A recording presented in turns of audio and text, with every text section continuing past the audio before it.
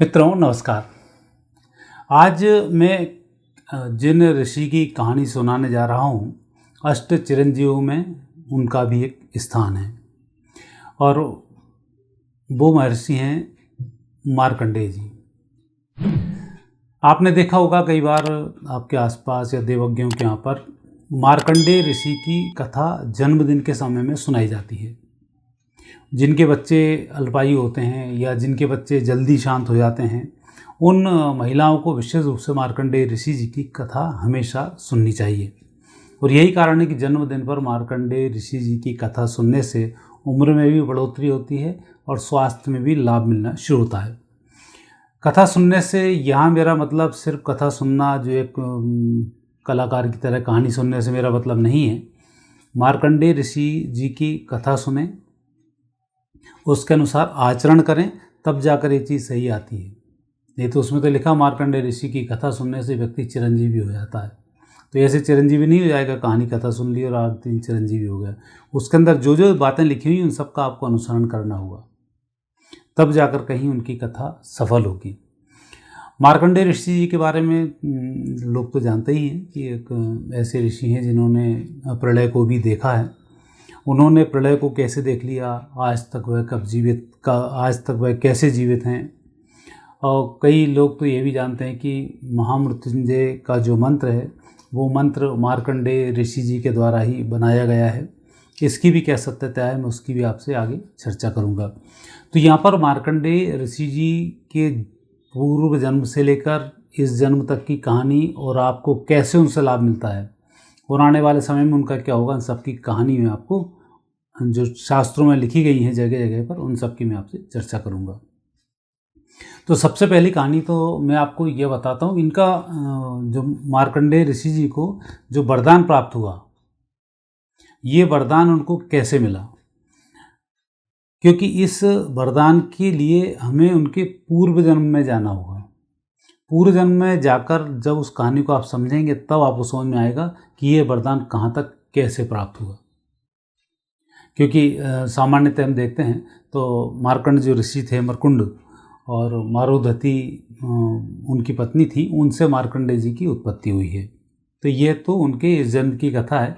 जो मार्कंडेय जी के पिता हैं मरकंडू और मारुधमती जो उनकी माता हैं, इनसे इनका जन्म हुआ है। अब इस जन्म से आपको यदि समझाना चाहूँ तो आप समझ तो जाएंगे कि इनको भगवान ने इस तरीके से वरदान दिए और इस तरीके से ये चिरंजीवी हो गए। लेकिन इस गूढ़ रहस्य को जानने के लिए इनका पूर्व जन्म जानना बहुत ज़रूरी है, जो आपको अंतर्मन को भी जागृत करेगा और आपको भी कुकर्मों से बचाएगा और आपके संतानों को भी ये भाग्यवान बनाएगा। इसलिए इनके पूर्व जन्म की कथा जानना बहुत आवश्यक है।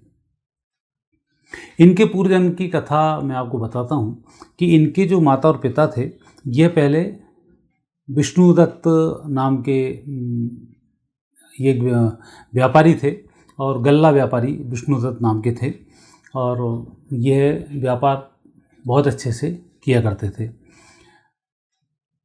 उस समय में जब विष्णुदत्त जी को एक लड़के हुए शिवदत्त का विवाह हुआ। विवाह होने के बाद उनको 3 संतानों की प्राप्ति हुई। यह बात एक क्लियर है। अब शिवदत्त जी और उनकी पत्नी व्यापार व्यवसाय को करते थे और उनकी पत्नी का मायका बहुत गरीब था। तो उन्होंने अपने यहाँ पर, चूँकि उनके बच्चे छोटे थे और उनकी पत्नी का जो भाई था वो बड़ा था, और इनकी दिन भर मेहनत के कारण, क्योंकि इनकी उम्र भी ढल चुकी थी, तो उन्होंने अपने साले को अपने व्यापार में जोड़ दिया था और व्यापार बहुत अच्छे से चल रहा था। गल्ले के ये व्यापारी थे। शिवदत्त जी के साले के मन में फिर पाप आना शुरू हुआ, चीज़ों को देखते हुए कि मुझे जो तनख्वाह मिल रही है उस तनख्वाह में कई गुना बढ़ोतरी कर सकता हूँ। और लोग चोरी जो करते हैं, जिस तरीके से नौकरों की चोरी की आदत होती है, वही आदत उनको लग गई। उन्होंने जो गेहूँ या जो भी उस समय के धान्य थे, वो दालें थी, चावल थे, उनमें कंकर मिलाने शुरू कर दिए। और जितने वो कंकर मिलाता था, उस धान्य को वो अलग से बेच देता। जैसे 100 किलो के धान्य यदि शिवदत्त जी ने गोदाम में रखवाया, तो ये उसमें 2 किलो कंकर मिला दिए तो 102 किलो हो गए। तो ये 2 किलो चावल के पैसे खुद रख लेता था। शिवदत्त जी तक इसका पता भी नहीं पड़ता था कि ये बेईमानी हो रही है। एक समय ऐसा संयोग आया कि उस चावल को एक गरीब ब्राह्मण थी, वो अपने घर ले गई और उसने चावल बनाए और अपने बच्चे को चावल खाने को दिए। इसी चावल के दाने के अंदर उसको कंकर मिले। बच्चा छोटा था तो वो चबाने के बजाय उसको निगलता गया और निगलने के बाद स्थिति ये हुई कि उसके पेट में बहुत सारे कंकर आ गए और उसके अंदर का पेट फट गया। जब चिकित्सक के द्वारा उसको ये मालूम हुआ कि खाने में कंकर आने के कारण इसकी मृत्यु हुई है, तब उस ब्राह्मणी ने उठाकर श्राप दे दिया कि जिसके यहाँ से भी ये चावल आए हैं वो निर्वंश हो जाए और उसकी लक्ष्मी भी चली जाए।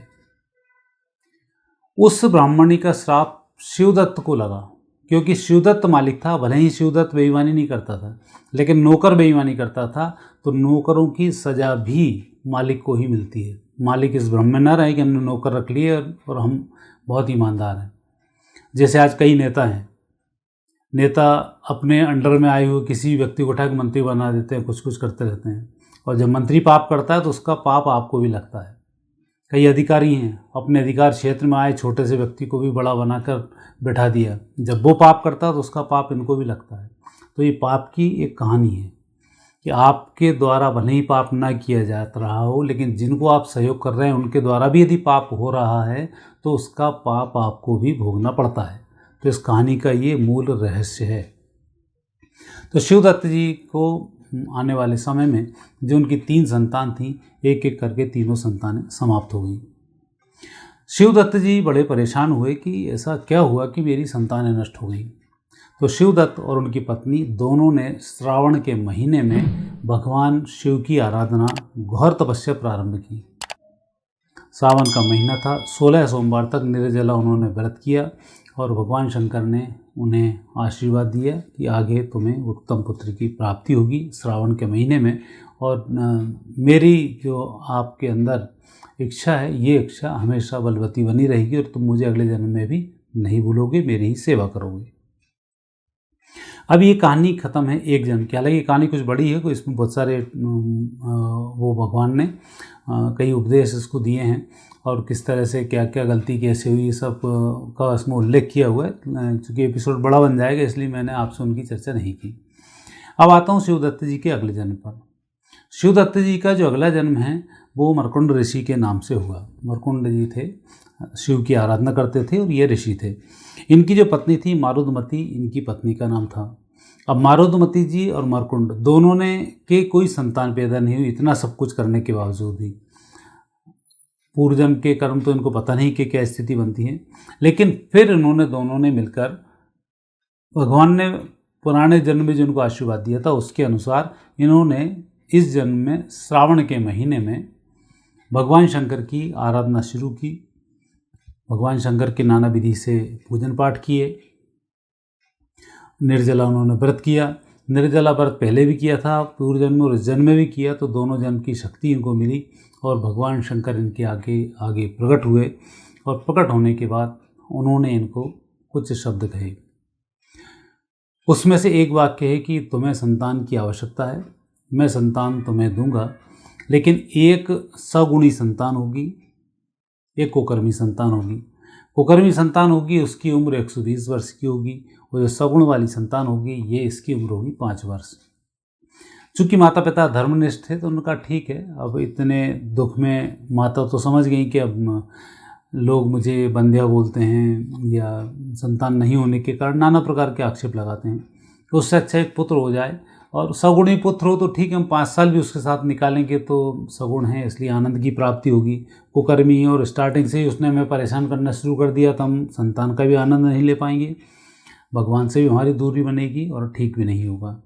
तो ये बहुत महत्वपूर्ण निर्णय है कि संतान हमेशा अच्छे कर्म वाली ही होनी चाहिए। ये भी संकेत है, चाहे 5 वर्ष जिए, जननी जने तो भक्तजन, या से तो रह बाँझ, ये भी कहावत है। भक्त नहीं होंगे तो उससे बाँझ रहना ज़्यादा अच्छा है। बच्चे आतंकवादी बने, अपराधी बने, चोर उचक्के बने, उससे तो अच्छा है कि एक सधर्मी पैदा हो जाए, भले ही 5 साल 10 साल बाद शांत हो जाए, उसका कोई काम उसमें नहीं है। तो ये बहुत बड़ा संदेश इस कथा में दूसरा छिपा हुआ है। इन संदेश की मैं चर्चा इसलिए कर रहा हूँ कि उनके जीवन के अंत की कहानी से दोनों चीज़ें मैच करेंगी। अब तीसरी स्थिति बनती है कि जब उनको संतान की प्राप्ति हुई, जिसकी उम्र 5 वर्ष, बच्चा चंचल था, बहुत कुछ जानकार था, माता पिता को नाना प्रकार की कथाएं सुनाना, माता पिता के सामने बहुत अच्छे से रहना उसको आता था। माता पिता ने भी सगुणी संतान थी, तो निश्चित रूप से वो प्रतिदिन माता पिता को प्रणाम करता था। माता पिता भी प्रतिदिन चिरंजीवी के आशीर्वाद देते थे, क्योंकि उन्हें पता था इसकी उम्र कम है, वो उसको चिरंजीवी होने का आशीर्वाद दे देते थे। तो यही क्रम उसका लगातार चलता रहा।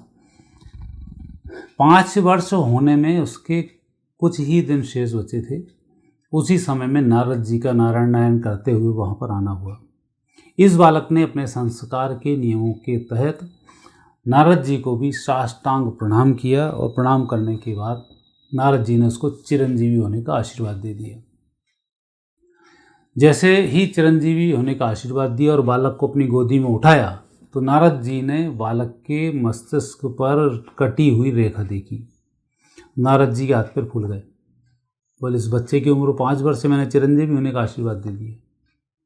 माता पिता के पास आए, बोले, बालक 5 वर्ष की उम्र है और मैंने उसको चिरंजीवी होने का आशीर्वाद दे दिया। कुछ ही समय इसकी उम्र में शेष बचे हैं। अब बच्चा का सुख आपको चाहिए या ये बच्चा मैं ले जाऊं? फिर माता पिता ने कहा, ठीक है, 5 साल की नहीं, 5 साल में कुछ ही समय, 2 महीने शेष बचे हैं, 2 महीने पहले ही समझ लेंगे बच्चा नहीं रहा, लेकिन नारद के पास ये बच्चा रहेगा तो निश्चित रूप से यशस्वी भी होगा, और जो भी इसका होगा बहुत अच्छा होगा। मतलब एक माता पिता का भी आप वो देखिए कि बालक मरते समय भी उन्होंने ऋषि को अपनी संतान को दे दी। आज आप तो इतने लोग मोह में ग्रसित हो जाते हैं कि आप ऐसा निर्णय नहीं कर सकते हैं, लेकिन उस धर्मनिष्ठता का एक प्रमाण है कि उन्होंने अपने बच्चे को नारद जी को दिया। नारद जी उस चिंता में थे कि अभी दीर्घायु कैसे किया जाए। नारद जी गए सीधे सीधे स्वर्ग में इसको लेकर। जब स्वर्ग में इसको लेकर पहुंचे तो बच्चा चूंकि सगुणी था, तो इसने समस्त देवताओं को, इंद्र को वहाँ पर गया और साष्टांग रूप से समस्त अप्सराओं, गंधर्वों, सबको उसने प्रणाम किया। सब उससे प्रसन्न हुए। सब ने भी फिर वही चिरंजीवी होने का आशीर्वाद दे दिया उसकी शालीनता को देखते हुए। इंद्र और इंद्राणी ने भी उसको चिरंजीवी होने का आशीर्वाद दे दिया। नारद मुस्कुराए, बोले, भाई देख तो लो उसकी उम्र कितनी कम है, मुस्कुराहट की वजह मेरी है। जैसे इंद्र ने देखा रहे इसकी उम्र कम है और हम लोगों ने आशीर्वाद दे दिया, तो बोले, आप ऋषिवर हो, आपका आशीर्वाद भी फालतू जाएगा, हम देवता गण हैं, हमारा आशीर्वाद भी फालतू जाएगा, कुछ प्रयास करना चाहिए। तो इसकी उम्र किसने लिखी होगी? बोले, ब्रह्मा जी सबकी उम्र लिखते हैं, अपन ब्रह्मा जी के पास चलते हैं। सब लोग मिलकर ब्रह्मा जी के पास चले गए बालक को लेकर। बालक ने अपने आचरण के अनुसार ब्रह्मा जी को भी साष्टांग प्रणाम किया। ब्रह्मा जी ने भी उसको चिरंजीवी होने का आशीर्वाद दे दिए। फिर सब लोग हंसे। ब्रह्मा जी ने कहा, क्यों हंसी की क्या बात है? उन्होंने कहा, इसकी उम्र तो देखो 5 साल की इसकी उम्र लिखी हुई है। देव ऋषि नारद ने इनकी आयु पढ़ी है और ये ऐसा बोल रहे हैं। ब्रह्मा जी ने अपने खाता देखा, उनका नहीं, इसकी आयु तो मैंने लिखी ही नहीं है, मैंने तो उसको चिरंजीवी कर दिया। बाकी लोगों को कुछ शांति मिली कि ब्रह्मा जी ने चिरंजीवी होने का आशीर्वाद दिया और इनने इसकी उम्र नहीं लिखी थी, ये बहुत ही अच्छा है। फिर इसकी उम्र किसने लिखी होगी? ब्रह्मा जी फिर सोचे कि अब मेरा लेखा कौन काट सकता है। तत्काल नारद मुनि ने कहा, या तो विष्णु जी या शिव भगवान शंकर। तो एक काम करते हैं, सबसे पहले यहाँ से क्षीर सागर चलते हैं, प्रभु का निवास पास में है। तो ये लोग क्षीर सागर चले गए। वहाँ पर माता लक्ष्मी जी विराजमान थी, शेष विराजमान थे, प्रभु विराजमान थे। वहाँ जाकर ऋषि बालक ने, सब ने मिलकर प्रणाम किया। बालक ने दंडवत प्रणाम किया, भगवान की स्तुति की। भगवान प्रसन्न हो गए। भगवान ने भी उसका चिरंजीवी होने का आशीर्वाद दे दिया। अब सब लोग और खुश, उनका ये तो इनने भी कर दिया। फिर भगवान ने पूछा, हंसी का कारण क्या है? फिर उन्होंने बताया कि आपने जिसको चिरंजीवी का आशीर्वाद दिया, इसकी उम्र कल खत्म होने वाली है। अरे उन्होंने सूरत देखी, देखने के बाद कहा कि ये तो बड़ा वो है। नारद जी का बड़ा वो और विस्मय की बात नहीं है, इसको सबने आशीर्वाद दिया है। आशीर्वाद ब्रह्मा जी से भी मिला और आशीर्वाद आपने भी दिया है।